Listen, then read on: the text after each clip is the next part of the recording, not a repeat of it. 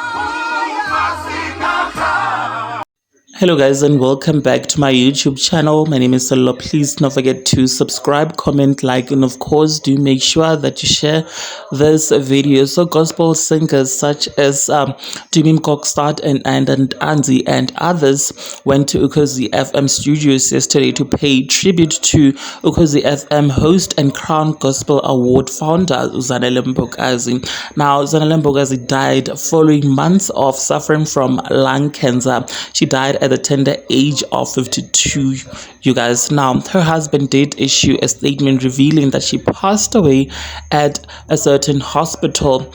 Now, gospel singers such as Dumim Kokstad and Anzi gave that very moving and touching tribute to Zanele at Ukhozi FM studios, where she used to host her radio shows. Now, Zanele Mbokazi was a huge advocate to the Christian and gospel community, becoming the founder of the Crown Gospel Music Awards.